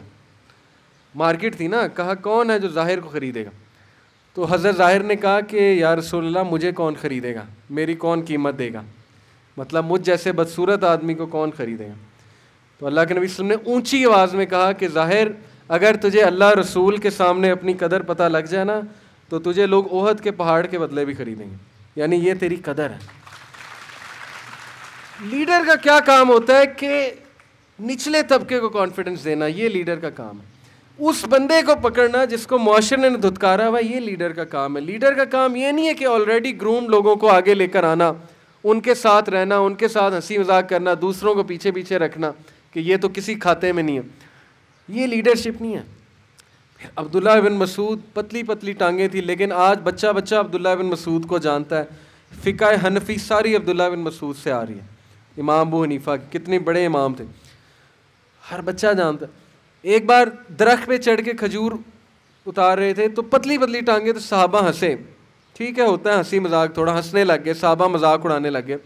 तो अल्लाह के नबी ने कहा कि इसकी टांगों पे ना हंसो, ये टांगे ओहद के पहाड़ पे भी भारी हैं, अगर ये बंदा ओहद के पहाड़ पे खड़ा हो जाए तो इस पे भी भारी है। क्या बात है, कॉन्फिडेंस दिया, अपनी टीम को कॉन्फिडेंस देना। कहीं उनका मजाक उड़ते देखें तो उन्हें डिफेंड करना, उनको उम्मीद दिलाना, ये लीडरशिप है। ये लीडरशिप नहीं है कि दूसरों के मजाक उड़ाने वालों के साथ शामिल हो जाना, उसका भी मजाक उड़ाना, उसको कट ऑफ कर देना, आइसोलेट कर देना। और फिर अब्दुल्ला इब्न मखतूम रज़ी अल्लाह ताला अन्हो, एक बार नबी सल्लल्लाहु अलैहि वसल्लम कुरैश के एलीट क्लास एरिस्टोक्रेसी से बात कर रहे थे, अबू सुफियान वगैरह से। तो ये नाबीना सहाबी जो कि अल्लाह के नबी के रिश्तेदार भी थे, ये आए कुछ सवाल पूछने। तो अल्लाह के नबी सल्लल्लाहु अलैहि वसल्लम ने एकदम से नागवार एक्सप्रेशन दिए और चेहरा इधर कर लिया। देखें, ये बड़ा नेचुरल है, ये हमारे नबी की गलती नहीं है। ये बिल्कुल इसी तरह है कि मेरा भाई, मैं आपसे बात कर रहा हूँ, मेरा छोटा भाई यहाँ आके मुझसे को बात करे, मैं कहूँगा यार क्या कर रहे हो, मुझे इनसे बात करने दो। ये वाली चीज़ है, ये कोई गलती नहीं है। लेकिन पूरी आयत उतर गई, सूरह अबसा, अबसा व तवल्ला अन जाअहुल आमा वमा युद्रीका लअल्लहु यज़क्का, कि नबी ने चेहरा फेरा उस ब्लाइंड बंदे से जो कि नबी से सवाल करने आया था। और नबी, तुम्हें क्या पता कि वो बंदा यज़क्का, पाक हो जाता, फ़ायदा पा लेता, लेकिन तुम तवज्जो दे रहे थे एरिस्टोक्रेसी को। किसने करेक्ट किया? अल्लाह ने। इमेजिन करें, नबी को कौन करेक्ट कर रहा है? अल्लाह। पूरी वर्स, पूरी सूरह अबसा, जो हाफिज़ हैं अबसा व तवल्ला अन जाअहुल अमा वमा युद्रीका लअल्लहु यज़क्का। आपको पता है उसके बाद नबी सल्लल्लाहु अलैहि वसल्लम खड़े होते थे जब अब्दुल्ला बिन मख्तूम किसी महफिल में आते थे, और खड़े होकर उनका इस्तकबाल करते थे और कहते थे कि इस शख्स की वजह से मेरे पे पूरी सूरह नाजिल हुई। और अब्दुल्ला बिन मख्तूम, आपको पता है हज़रत बिलाल के बाद कौन मौज़िन था मुसलमानों का? अब्दुल्ला बिन मख्तूम। इतना ऑनर अब्दुल्ला बिन मख्तूम को, इतना ऑनर। और हुज़ैफ़ा रज़ियल्लाहु अन्हु एक और सहाबी थे जिन्हें नबी सल्लल्लाहु अलैहि वसल्लम ने अपना सीक्रेट कीपर बनाया था। उन्हें राज बताया करते थे। क्यों? उस सहाबी की बहुत खिदमत थी। उस सहाबी के वालिद शहीद हो गए थे जंग उहद में, शहीद का बेटा था वो। उन्हें स्पेशल ऑनर देते थे कि ये बंदा बहुत बड़े दिल का है। तो क्या साबित हो रहा है लीडरशिप से? कि लीडर लोगों का ख्याल करने वाला होता है। लीडर की नज़रें होती हैं लोगों पे। लीडर जो है ना, वो लोगों को आइसोलेट नहीं करता है, वो एक एक का नाम लेके बुलाता है। उसे अपनी टीम के नाम पता है, उसे अपनी टीम की परफॉर्मेंस पता है, वो एनकरेज करता है, होप देता है, उम्मीद देता है, प्यार करता है, मिक्सअप होता है। ये लीडरशिप है, और यही हमारे नबी सल्लल्लाहु अलैहि वसल्लम की लीडरशिप से बात वाज़े होती है। तो आखिरी बस एक बात करूँगा लीडरशिप के ऊपर, कि जो इस्लाम का कॉन्सेप्ट है ना लीडरशिप का, वो पकड़ लें। देखें, इस्लाम वन स्टेप फर्दर जाता है। हम मगरिब से एक कदम आगे हैं अगर हमें समझ आ जाए। मगरिब के बाद सिर्फ थ्योरीज हैं और उन पे वो अमल भी करते हैं और बड़े अच्छे टॉप के लीडर्स बनते हैं, नो डाउट। जैसे मैंने उस गोरे की मिसाल दी, लेकिन ये सारी बातें उन्होंने मुसलमानों से पकड़ी, हज़रत उमर से पकड़ी। इस्लाम वन स्टेप फर्दर कैसे जाता है? गोरे जवाब दे किसको है? मैक्सिमम प्रेसिडेंट को, कमांडर इन चीफ को, अपने सुपर के बंदे को, बस। उसके बाद हायरार्की ख़त्म है। अब commander in chief he corrupt हो गया तो सारे करप्ट हैं, सीधी सी बात है। मुसलमान किसको जवाब दें? एसपी एसएसपी बाद में आता है, डीआईजी बाद में आता है, पहले कौन आता है? अल्लाह आता है। ये वन स्टेप फर्दर है। इसलिए जितना मुत्तकी, परहेजगार और जो टॉप का लीडर मुसलमान बन सकता है, कोई नहीं बन सकता, क्योंकि उसको पता है मैंने जवाब अल्लाह को देना है। इसीलिए उमर बिन अल खत्ताब जैसे, अबू बकर जैसे, अली बिन अबी तालिब जैसे, उस्मान गनी जैसे लीडर है। उन्हें पता था कि लोगों को हमने जवाब क्या देना, हमने तो पहले अल्लाह को जवाब देना। तो जो भी मैं करूँगा वो अल्लाह तो देख रहा है, उसके असरात तो मेरी ज़िंदगी पे आने हैं। इसलिए खुश हों कि आपकी ज़िंदगी में अल्लाह, आप मुसलमान हैं, आपको सबसे पहले जवाब दे अल्लाह को है।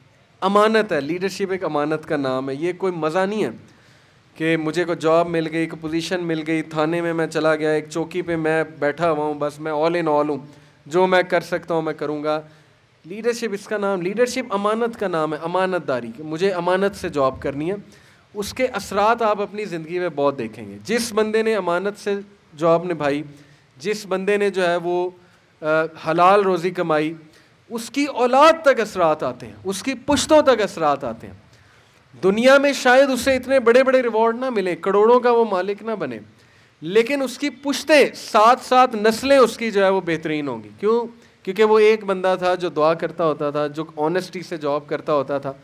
कल को वही औलाद उसका सदका जारिया बनेगी। अल्लाह माफ़ करे, हराम की कमाई होगी तो फिर वो वबाल बनेगा। पैसे तो बहुत होंगे, लेकिन कल को वो औलाद वबाल कर रही होगी, जो जो अमाल वो कर रहे होंगे। इसलिए अमानत का कॉन्सेप्ट लीडरशिप में बहुत ज़रूरी है, बहुत ज़रूरी है।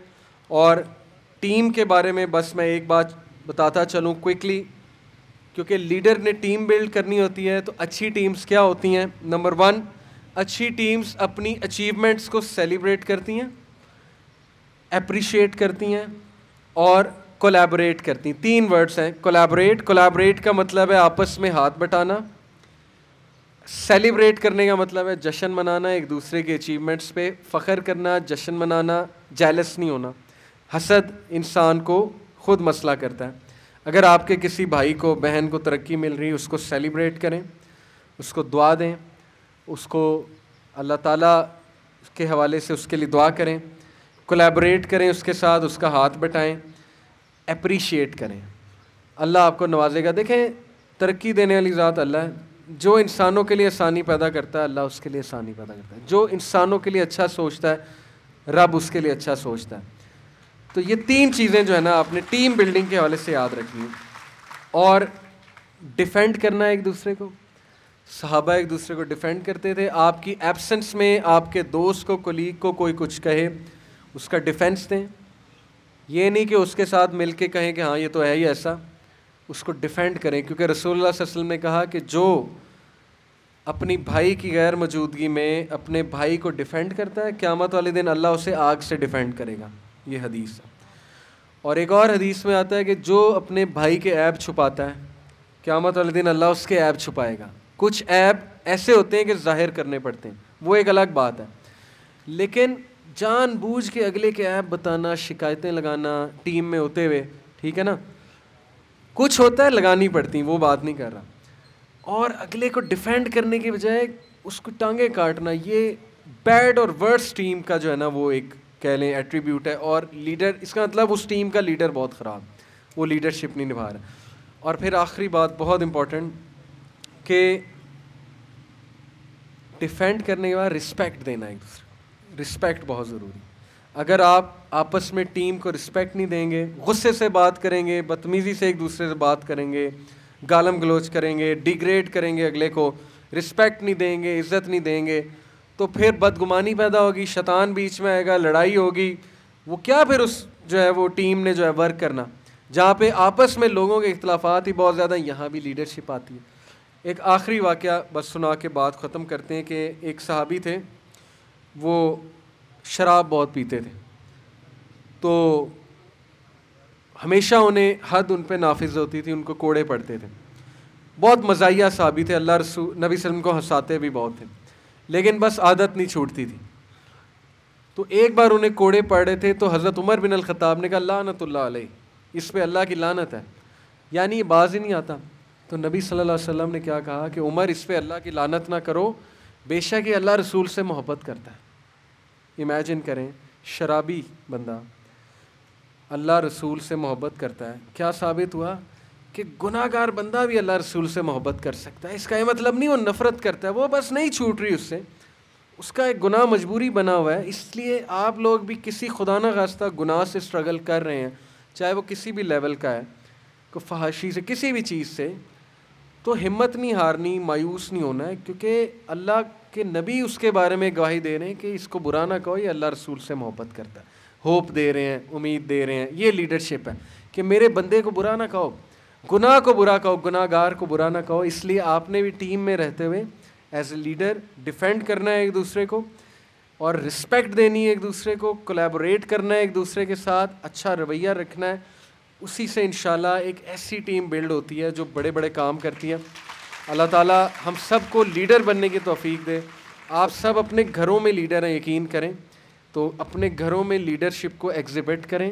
ये सारे इंशाल्लाह जो मैंने पॉइंट्स बताए, ये प्रेजेंटेशन भी आपके साथ शेयर हो जाएगी और ये वीडियो भी शेयर हो जाएगी। तो दुआया कलेमात से इंशाल्लाह मैं आप सब से अब इजाज़त चाहूँगा। अल्लाह ताला आप सबको बहुत इज़्ज़त दे, इस्तकामत दे, आप लोग को साले बनाए, नेक बनाए, तगड़ा पुलिस ऑफिसर बनाए इंशाल्लाह ताला, और आपके माँ बाप को सेहत तंदुरुस्ती दे, और आप अपने माँ बाप के लिए सदका जारिया बने। जज़ाकल्लाह खैर। सुभानक अल्लाहुम्मा बिहम्दिका अशहदु अल्ला इलाहा इल्ला अंता अस्तगफिरुक। अस्सलामु अलैकुम रहमतुल्लाहि व बरकातुहू।